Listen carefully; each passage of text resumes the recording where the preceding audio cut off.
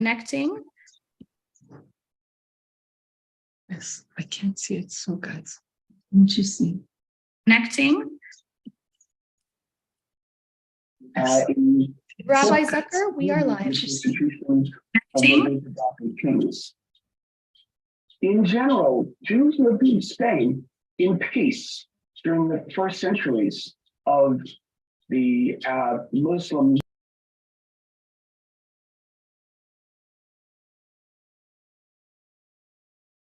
Rabbi Zucker, we are live. Fine, good. Hello, everybody. Thank you very, very much for joining us at this very special Spanish Inquisition Remembrance ceremony. It is a very special time, and I would like to begin by thanking all those who have been so actively involved in this whole project. Our speaker, Dr. Seth Ward, More Roman Camacho, Sarah Ruth J. Marquez, who has really been a wonderful and active participant and organizer, Lizette Gaitan, Kim Montenegro, Rosemary Hernandez, Dr. Bruce Dinner, Jessica Richmond, who is coordinating all this, and Giselle Workman, as well as Dr. Martin Klaus, all who have been so very, very involved in this whole program. And thank you very much for all that you have done to bring this special event together. We're going to now ask Dr. Bruce Dinner to sound the sound shofar, or three different sounds that one will hear. Could I interrupt? Bible commentator Abraham ibn Ezra left in 1140 as well. And this may have been what sparked his writing. So, Dr. Dinner, would you please sound the first sound of the shofar, the tekiah, which is the sound that announces an important occasion. Christians came to control more of the Iberian Peninsula. In the 1200s, battles in Navas de Tolosa and other places meant that the Christian Reconquista was nearly complete. The city-state of Granada was left in Islamic Dr. Dinner, can you hear us? Became under Christian control. The situation was still better than it was in many.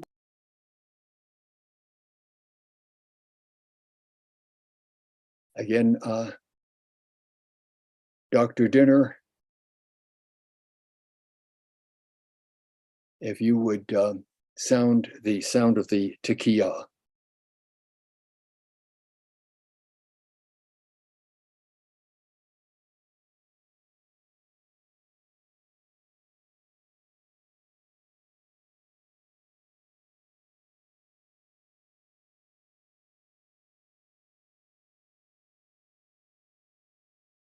We seem to have some difficulty about sounding the shofar.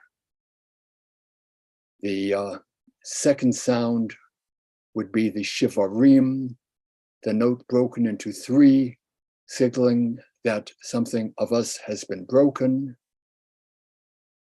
And the third sound, the teruah, is a note with 9 quick notes, signaling the alarm of approaching danger. Those are the 3 major sounds of the shofar itself.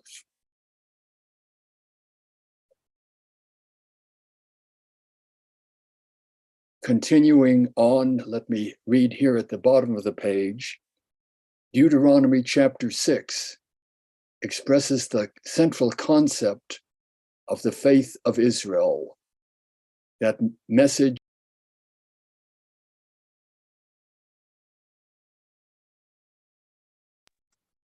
and that we worship the one God alone. On the Hebrew there, you see that there are 2 letters which are larger. These 2 larger Hebrew letters are ayin and dalet, and they spell the word aid, which means witness.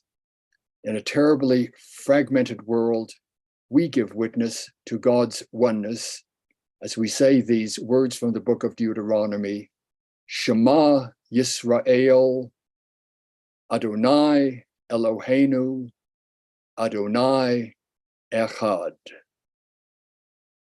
Hear Israel, God is our God, God is one. We're now going to turn and address tragic events which are associated with Tisha B'Av, the 9th day of the month of Av. And I'm going to ask Sarah Ruth Marquez, please, to read these tragic events. Sarah Ruth, if you would please read them. Yes. When Israel accepted the evil report of the 10 scouts, the wandering generation was forbidden to enter the promised land, 1250 BCE.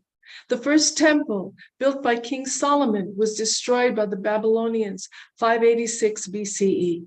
The second temple was destroyed by the Romans under Titus, 70 CE.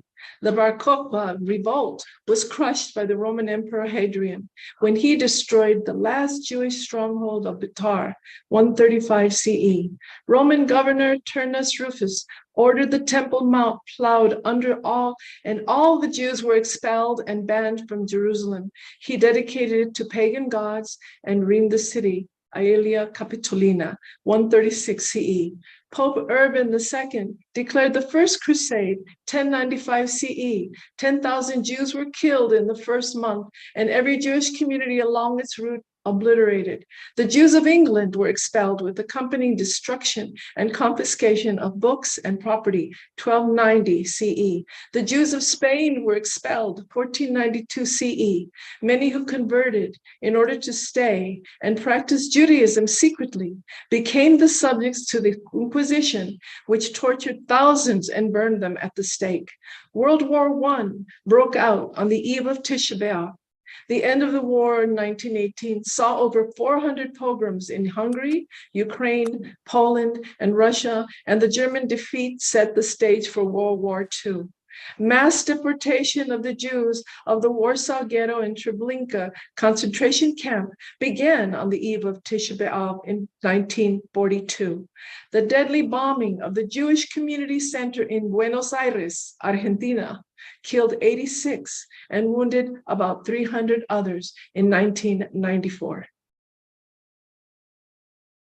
We're now going to turn to the next part of this program. Thank you very much, Sarah Ruth, for reading that. We're now going to be reading from the Book of Lamentations, the Book of Eicha, and I'm going to ask Dr. Ward if you would kindly read to us these opening verses.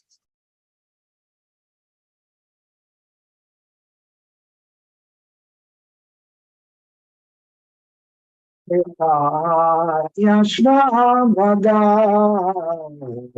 העיר בת ים הייתה כאלמנה, רבתי בגויים, שרתי במדינות, הייתה למה. How deserted lies the city, once so full of people. How like a widow is she, who once was great among the nations. She who was queen among the provinces has now become a slave. Dr. Ward. Bitterly she weeps at night, tears are on her cheeks. Among all her lovers, there is no one to comfort her. All her friends have betrayed her, they have become her enemies. Her foes have become her masters. Her enemies are at ease. God has brought her grief because of her many sins. Her children have gone into exile, captive before the foe. All the splendor has departed from daughter Zion. Her princes are like deer that find no pasture. In weakness, they have fled. We're now going to turn to what is known as the Sephardi Kaddish, which is a recitation of the Kaddish, and it's interspersed with names of cities and communities which sadly experienced the Spanish Inquisition. We continue with the Sephardi Kaddish. Dr. Ward will read the Hebrew, and Sarah Ruth Marquez will read the city involved. We continue now with the reading of the Sephardi Kaddish.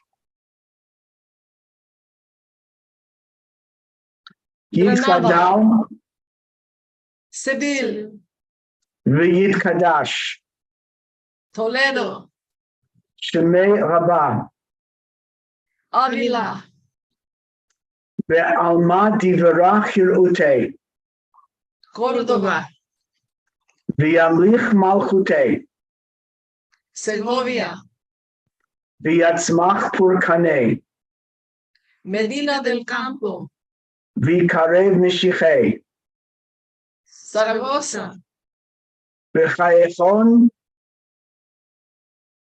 Burgos, uv'yom echon Valencia, uv'chayei dechol beit Yisrael Barcelona, ba'agala uv'zman kariv v'imeru amen. Amen. Yehi shmei Rabbah mevarach la'alam ula'almei almaya. Girona,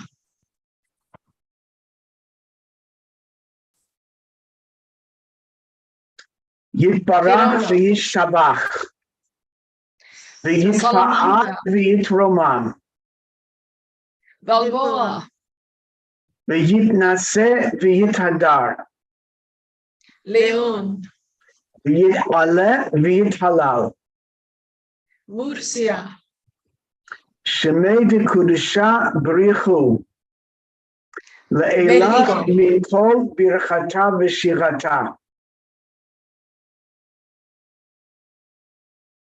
Tushbechata v'nechemata.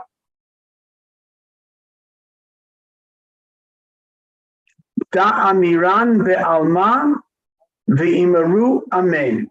Amen. Amen. Amen. We continue on the next page.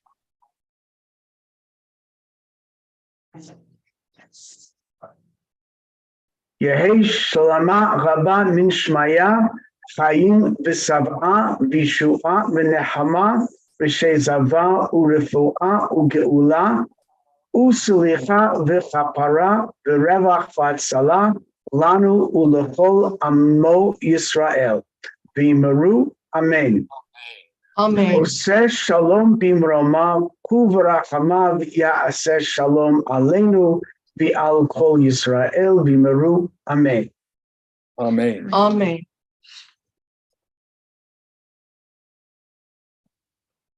We shall continue now with asking Dr. Ward to give us his address. I beg your pardon. We're going to continue with asking Sarah Ruth to read a special poem. And I would ask Sarah Ruth if you would do this now to recite the special poem. Yes. And following that, we In will have memory of Dr. address. Yes. Thank you, Rabbi Zucker. In memory of Dr. David Kazaz, my mentor, we share the same vision and still do. This is one of my works, the Book of Life.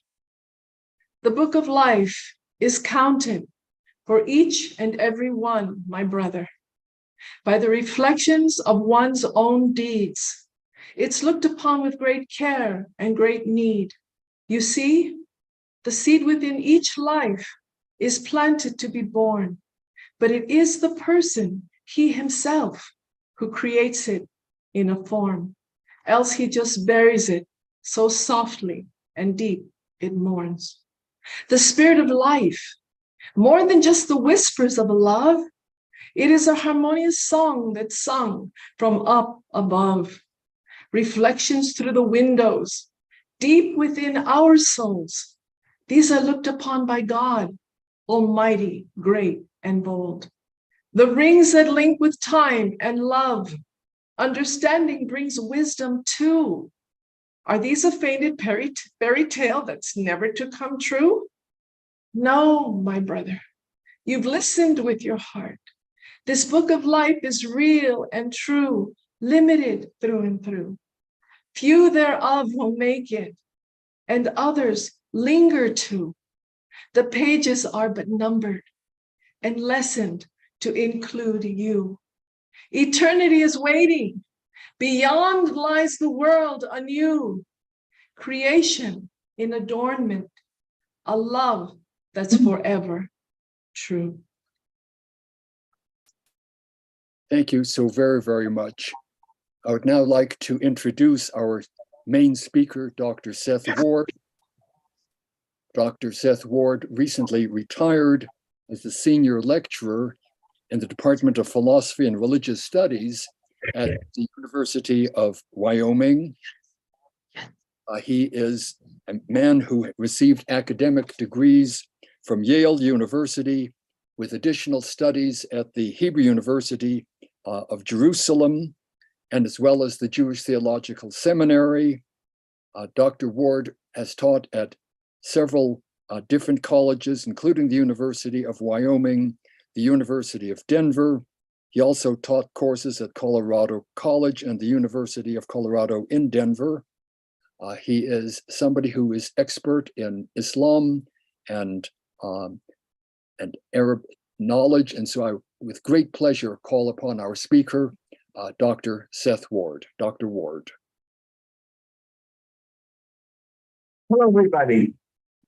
Hear, O earth and heavens, and I will weep many tears for the destruction of thousands from the day I left Jerusalem. There will be an especially great wail for the year 1391. For the community of Seville was destroyed and many communities in Castile.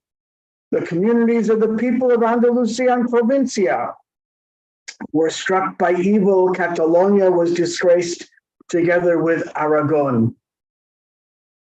I've begun these lectures with lines from the poet Dan Yehuda ben David Negro ibn Yahya, who wrote this and several other elegies to mark the tragic events of 1391, which is really the main turning point in our story. Anti-Jewish riots erupted all over Spain.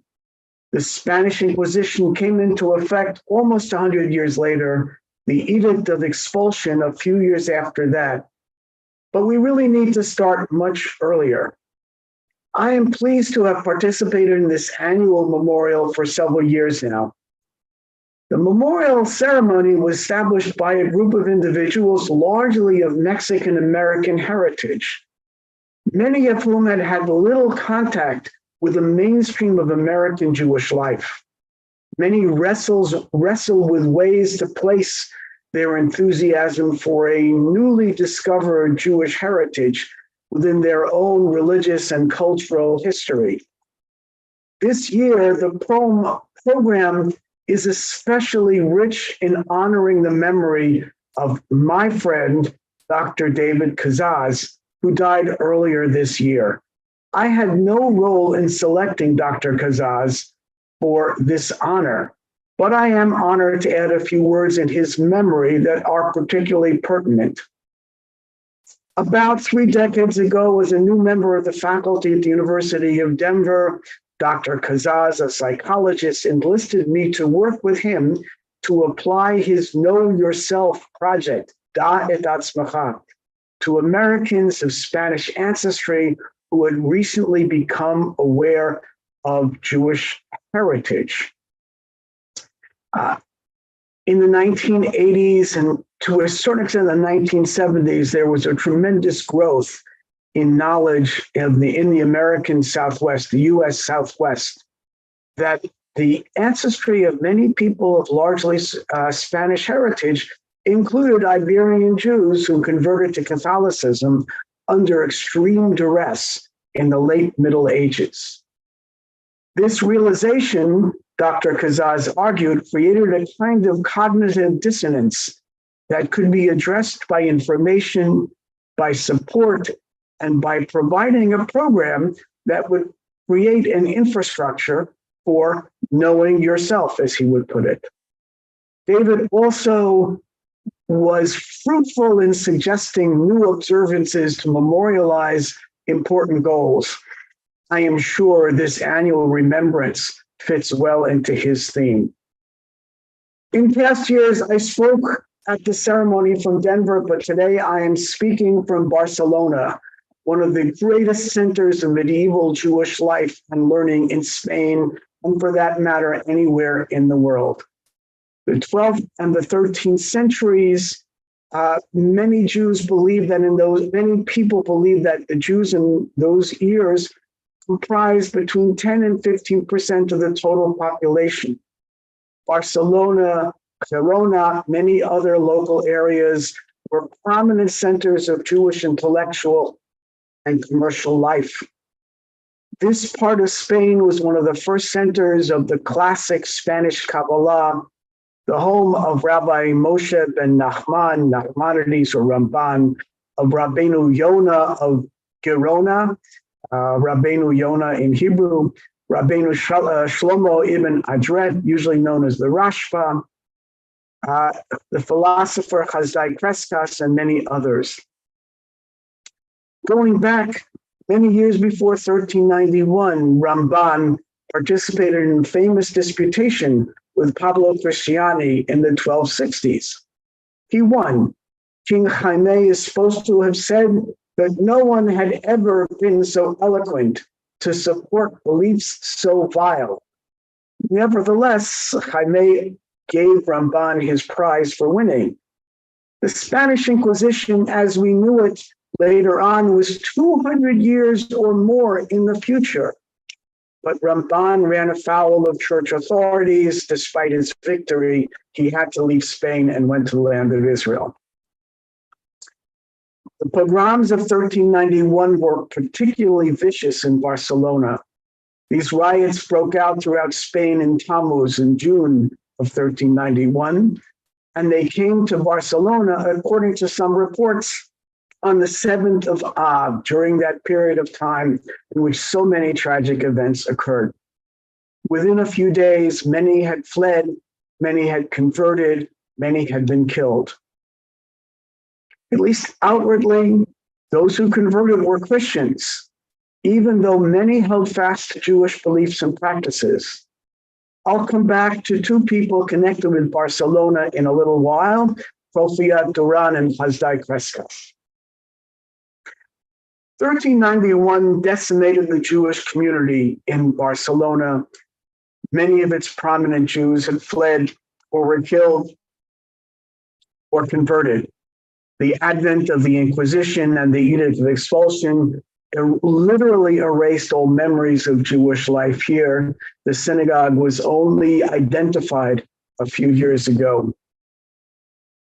Jews had lived in Spain for many centuries. Jewish traditions make Spanish Judaism go back to the time of the First Temple, but we know that there were Jews in Spain already in late Roman times.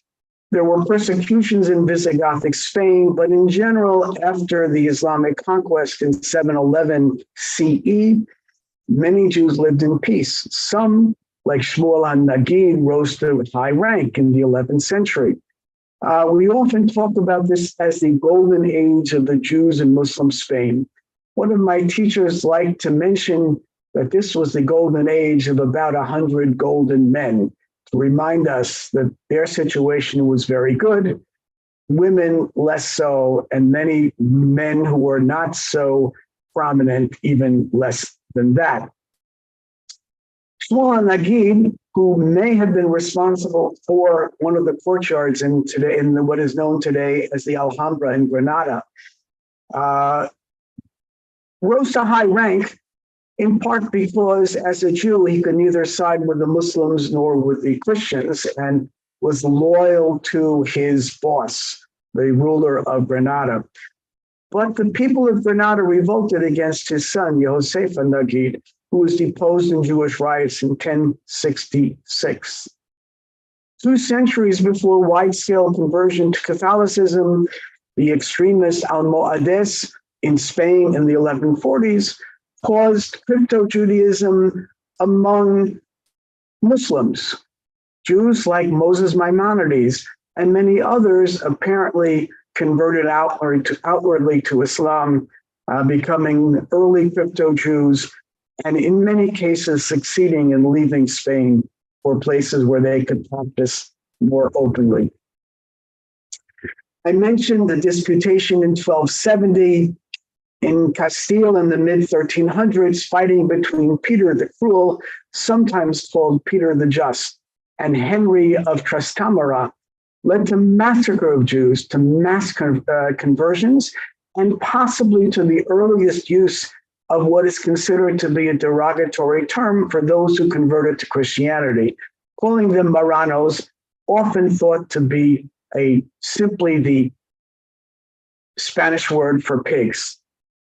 But the Jews were useful to the crown, so the king attempted to limit the problems of the preaching of violence and forced conversions. Here in Barcelona, the Jewish district was known as the Kahal, from the Hebrew Kahal, but it was essentially a ghetto, and the residents were attached to the royal palace and the seat of government, and technically probably should be considered slaves of the government. The background to 1391 was the beginning of preaching against the Jews in 1378 by Ferrand Martinez. The church and the king protected the Jews while they could, but the Archbishop of Seville and Juan I, King of Castile, both died in 1390, and Martinez seized the opportunity. By March of 1391, there were riots. By June of 1391, the first day of the month of Tammuz in the Hebrew calendar, the riots turned deadly. Some report as many as 4,000 Jews were murdered in Seville. Within 3 months, the riots spread to some 60 or 70 cities throughout the peninsula. Tens of thousands were murdered, women were raped, many were forcibly converted to Christianity. In a place like Valencia, some 90% of the Jewish community was murdered or forcibly converted. Aragon was independent of Castile in those days, and the King of Aragon was able to protect the Jews of his capital, Saragossa, somewhat, but not in Barcelona. 50,000 or more Jews were murdered. 100,000 to 200,000 Jews were converted to Catholicism in those days. Probably well over half the Jews in the Iberian Peninsula were murdered or converted. The Christians did not always welcome the new converts. Many worried that the new Christians, the former Jews, would successfully compete against their own traditional interests and sources of income. Others were unprepared to accept former Jews as valued Catholics regardless. And some probably were simply what we would call today anti-Semites, against anyone of Jewish heritage. In 1391, some of the conversos became true Christians, like Solomon Halevi of Burgos, who became a bishop and urged Christians and conversos to become true Christians. In those days, there were conversos who were proud of their heritage. They were of the law of Christ by faith and of the family of Jesus by flesh.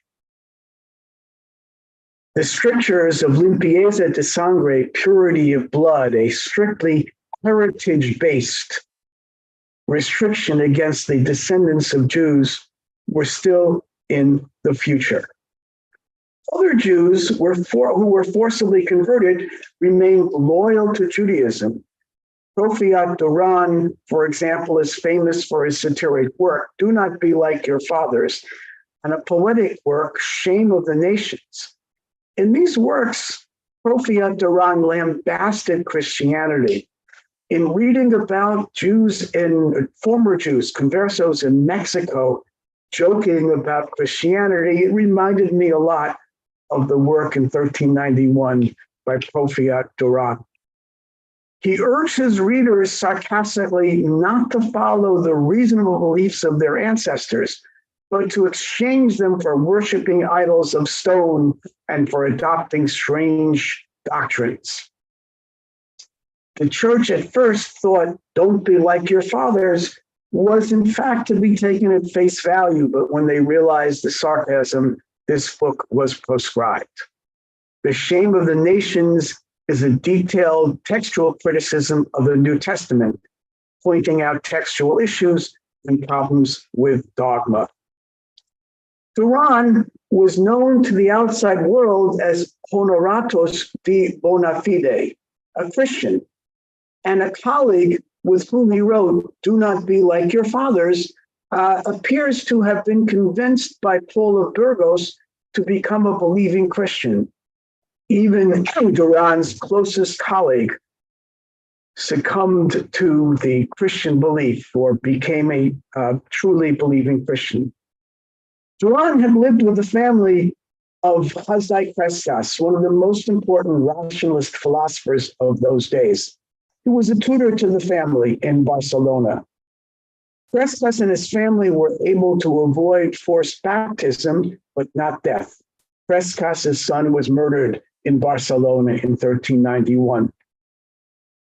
Crescas' critique of Christianity was written in Spanish, but apparently there wasn't much interest among Jews who could not read, or former Jews who could not read Hebrew. It survived only in a Hebrew translation.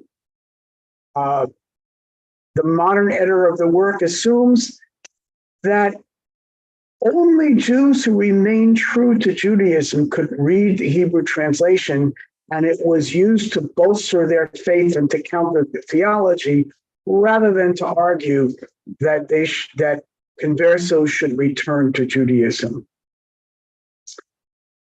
In the 1400s, Jews were subjected to radical preaching by Vicente Ferrer, who was said to have single-handedly converted 25,000 Jews during the period of his life from the 1390s to his death in 1419. Jewish tradition marks his persecution by remembering the year Tov Ayin Bet, 412. Later in the 15th century, the Spanish Inquisition was established.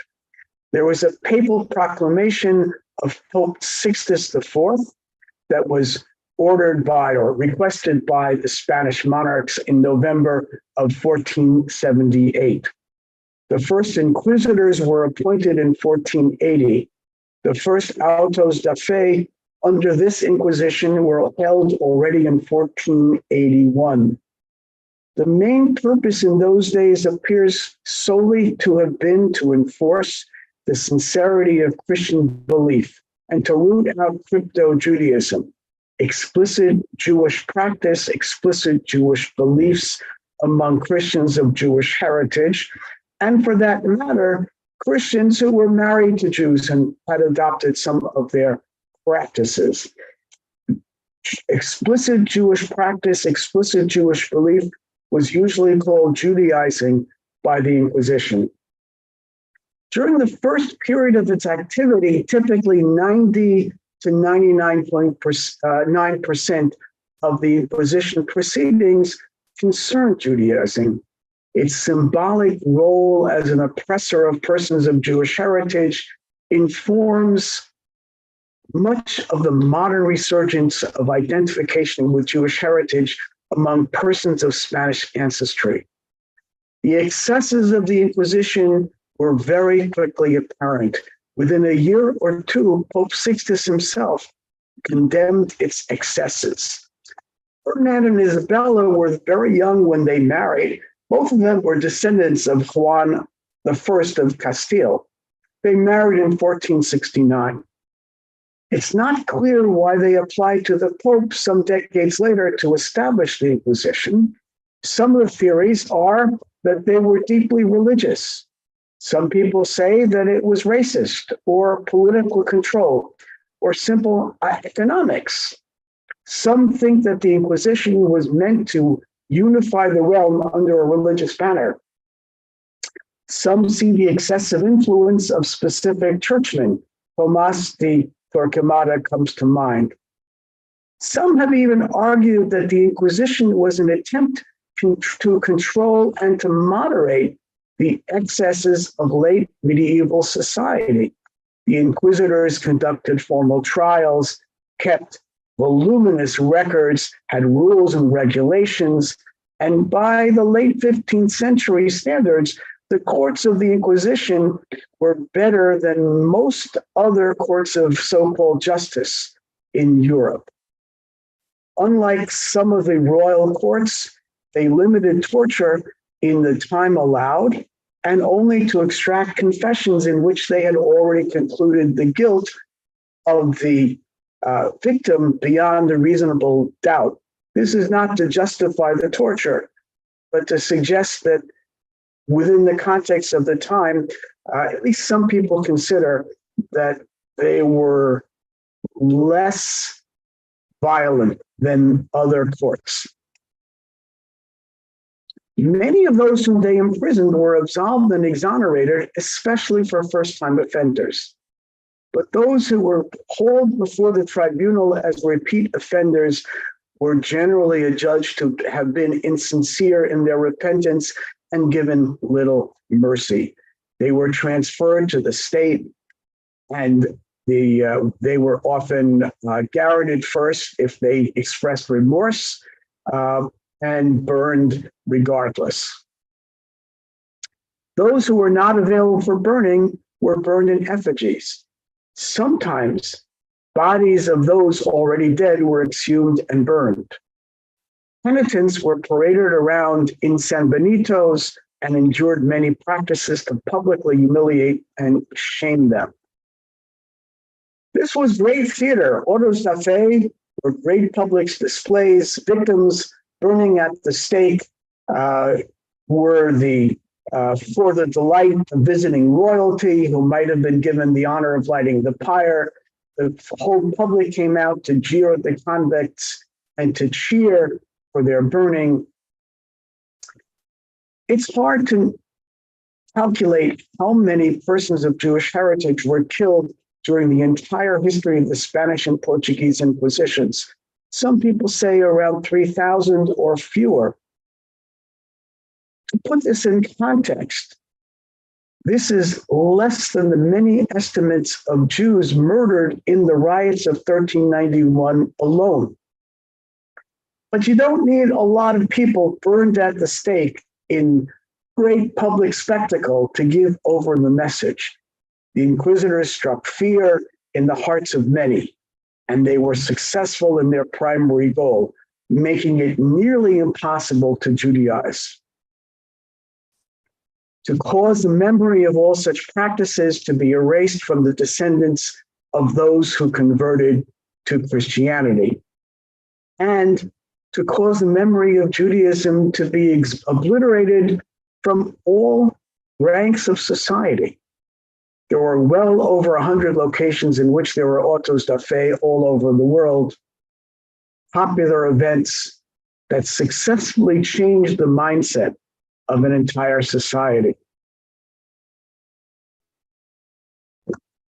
If we can believe the language of the Alhambra decree in 1492, there were many conversos who did not get the message of the Inquisition, in part because they still had access to a living Jewish tradition. In 1492, Ferdinand and Isabella prohibited Jewish life in both their realms. There may have been 80,000 non-converted Jews in Spain. The number of conversos was far greater, probably well over 200,000. Some scholars posit far greater figures. The decree was dated March 31st of 1492. The effective date was July 31st, the 7th of Av, again, an event which happened very close to Tisha B'Av, the 9th of Av. The Jews who left Spain, those who left Spain for the Ottoman Empire or for Italy or for the Netherlands, were able to practice Judaism openly. Many Jews in Spain chose Portugal, where in 1492 it was still possible to remain actively and openly Jewish. That changed in 1497.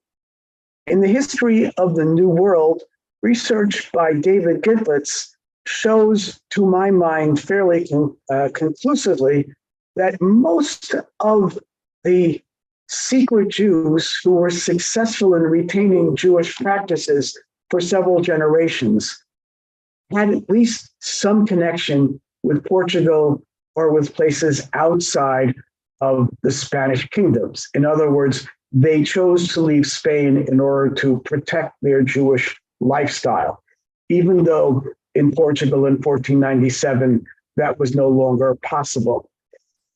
What is true, however, is that the Inquisition did not come to Portugal until 1537, and for 40 years, it was possible to have a fairly active secret Jewish life, even if the crypto Jews were openly conversos, openly confessos, active Catholics. The Inquisition was established all over Spain and Portugal and their colonies: Mexico, Lima, Cartagena, Buenos Aires, Brazil, Goa, Lisbon, Philippines, many other locations. In Mexico, the church had inquisitorial powers, but the Inquisition did not formally come to Mexico until the 1570s. The study I referred to by David Gitlitz suggests that at least in 3 very extended and interrelated families connected in multiple ways, with probably the most famous Converso family in Mexico, Luis de Carvajal. Among these families, their intergenerational histories can easily be reconstructed from Inquisition records and from other sources. Gitlitz may be quick to argue that the family members whose Judaizing was never mentioned in the massive documentation of the Inquisition probably did not Judaize.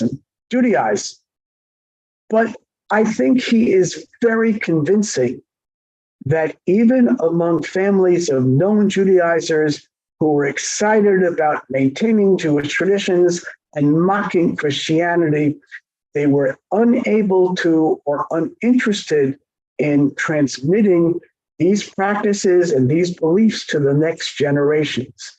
Intermarriage or the difficulty or the secrecy or whatever meant that at best only a small amount of Jewish heritage could be transmitted. This is seen in the overall inquisitorial records. In the 1590s and the 1640s, there were autos da fe of Jews in Mexico. By 1650, the Inquisition had turned to Lutherans and homosexuals and all sorts of other people with heretical views, and very few persons were accused of Judaizing in Mexico and in the New World. Situation was a little bit different in the Portuguese Inquisition. We have some Judaizers going into the 1700s and even into the 1800s, and a few in Spain and Mexico and other Spanish Inquisition areas. Remembrance of the Marranos may have been obliterated by the Inquisition and by Spanish heritage, which for many generations rejected the notion that Spaniards had large amounts of Jewish heritage from 800 years of Jewish life or more of Jewish life in Spain. But it was not forgotten among Ashkenazim. The Yiddish song Zog Maran, sung on Passover by many secular Jews, is a testament to the resonance of the valiant attempts of forcibly converted Jews to maintain loyalty to Jewish practice and to practice Jewish holidays, even if they had to do so in secret.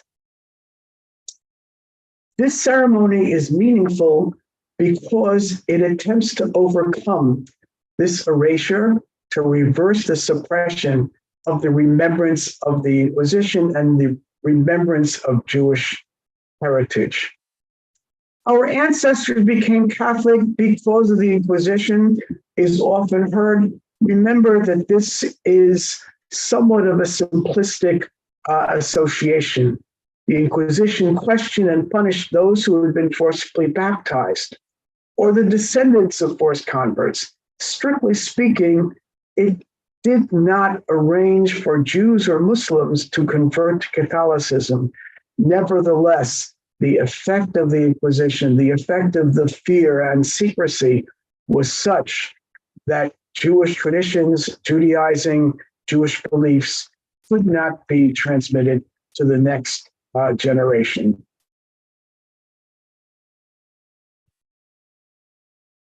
The narrative of crypto-Judaism looms larger now than it did up to the post-World War II era.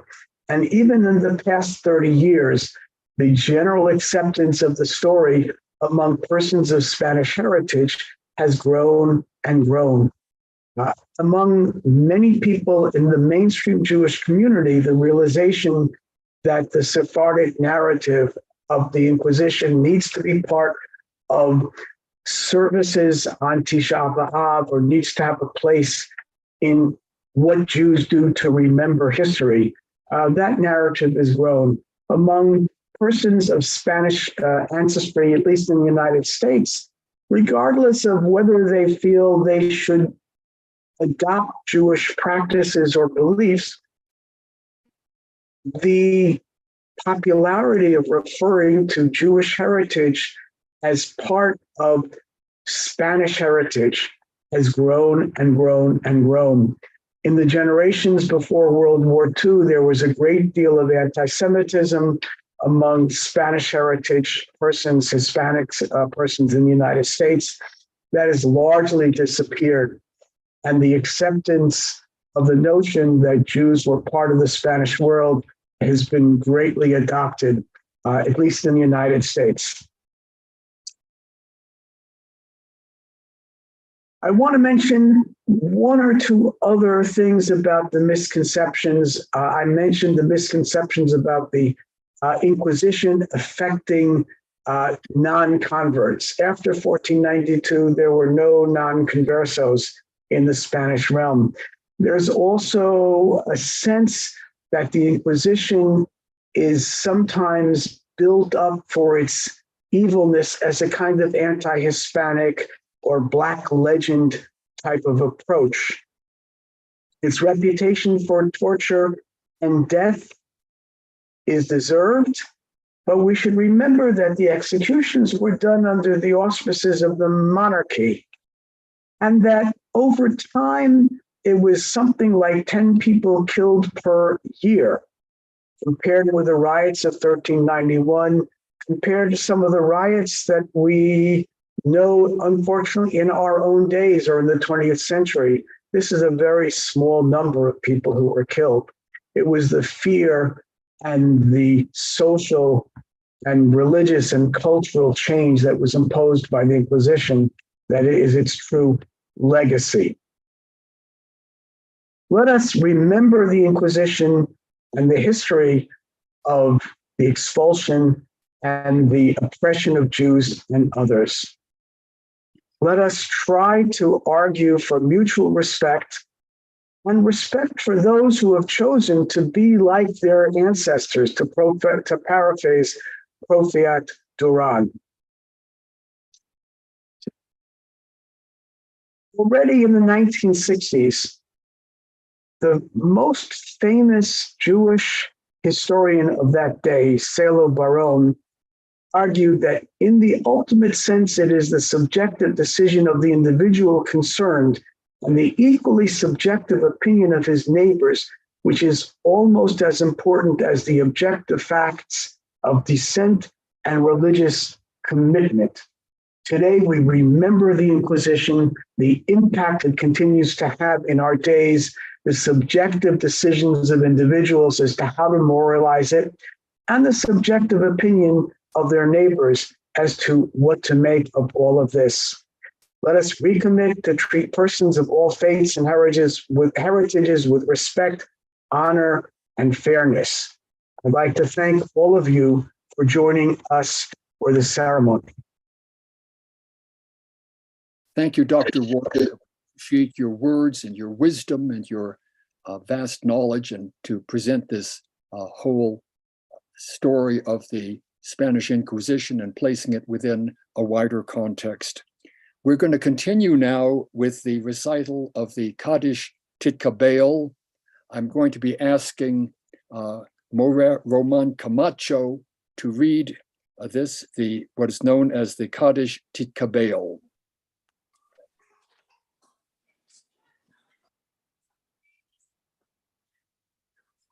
Engrandecido y santificado sea su nombre magno.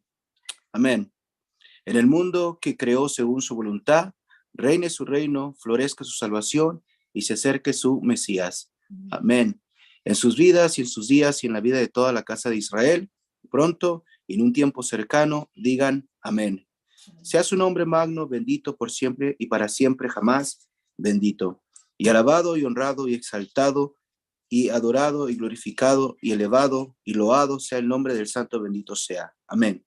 Por encima de toda bendición y canción, de toda alabanza y consolación, dicha en este mundo, digan amén.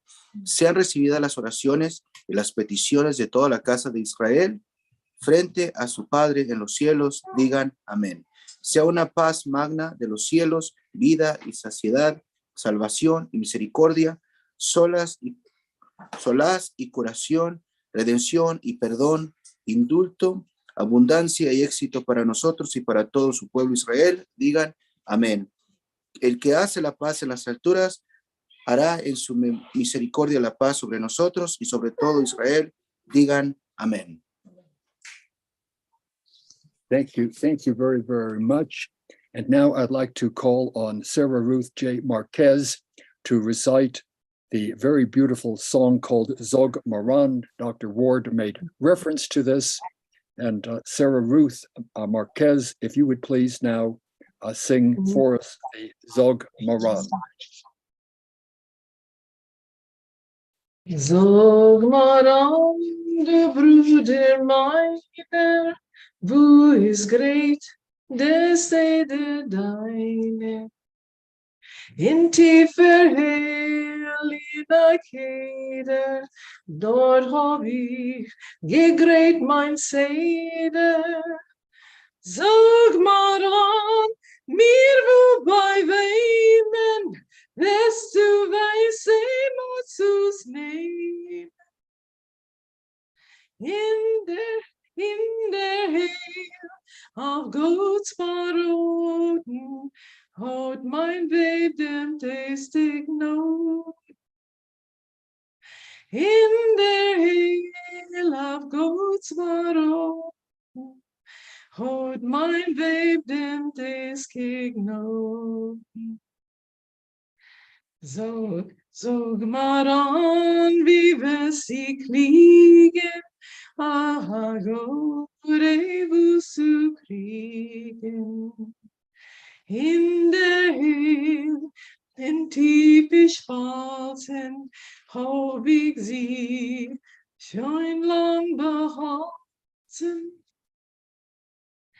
Sag Maran, wie wir sich wenden, wenn dein Kohl der Herr. Wenn der Säu wird mich befangen, will ich kämpfen mit Gesangen. Wenn der Säu wird mich fangen, will ich kämpfen mit Gesangen.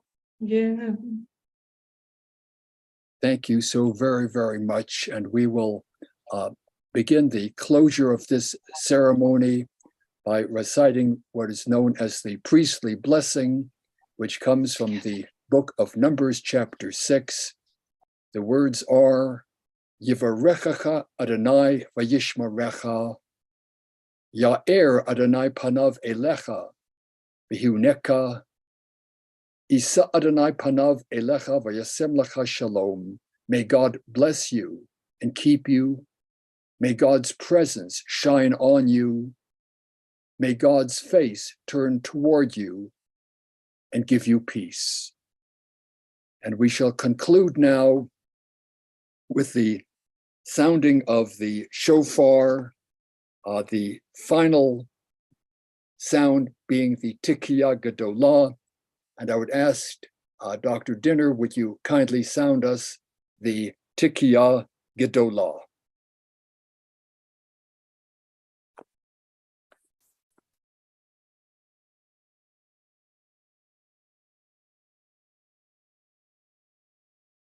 Thank you very, very much.